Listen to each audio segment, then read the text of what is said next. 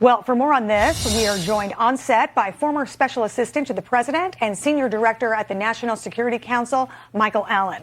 Michael, thank you so much for coming in today on this big news. Thank you. I wonder if you could just put this into context for us. Is this equivalent to the assassination of Qasem Soleimani or Osama bin Laden? What does this killing mean? It's very much in both of those categories. Hassan Nasrallah has been terrorizing not only the United States, but especially Israel for at least 20 years. And it's been a big debate, I think, within the national security community in Israel of whether this would be a good idea to go ahead and attack them. I think after October 7th, as you well know, the security situation has changed so much for the Israelis. They feel like they need to restore deterrence.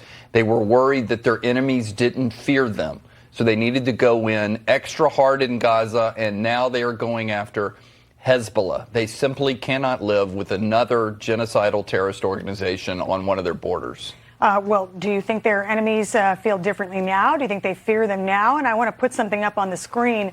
This is sort of the hierarchy of Hezbollah and the people who are still left. I wonder if we could put that. There we go. They are going down one by one by one. It looks like there's one person left there. So when you say their enemies don't fear them, what are they thinking now? What's Iran thinking now? Well, I think Iran's got to be impressed and worried. They of course also hit Hania inside of Iran recently, and the Israelis have just done a series of daring events. Remember, they went inside of a mountain and blew up a Hezbollah drone facility. They have done a decapitation strike. They did the pagers and the walkie-talkie attacks. And so now I know that they must be very fearful for all of their security.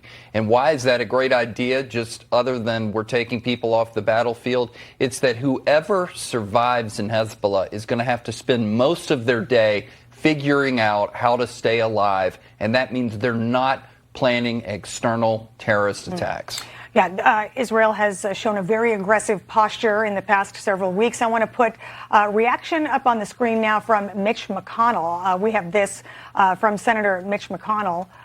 He says Hassan Nasrallah authored decades of terror and suffering across the Middle East. Israelis, Americans, Lebanese, and Syrians are safer without him on the battlefield.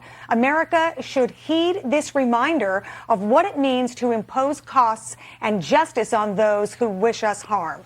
Let me ask you to react to that, but also the fact that it seems like the U.S. did not get any warning on this. Are you surprised? I'm not surprised. I think that the Israelis don't want to ask permission of the United States under any situation because they're a sovereign nation, but especially the Biden administration, who would have just immediately started to try and talk them out of it. I think the Biden administration have not read the room well since October 7th. They are repeatedly trying to force our ally into ceasefire situations. I get it. We do want to de-escalate this crisis. We don't want a war, but the Israelis had some business to settle, and I think it would be wiser if the Biden administration recognized that instead of beating up Israel all the time. I got 15 seconds left for you. What does this mean in terms of a wider war, and what role, if any, does the U.S. have? Quickly.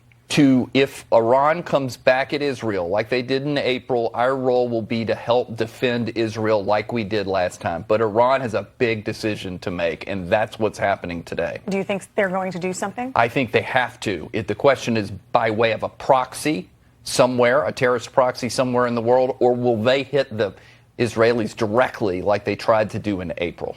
Well, the world is waiting to see. Thank you so much, Michael Allen, for coming in today and giving us your insights. Thank Appreciate you. it. Yes.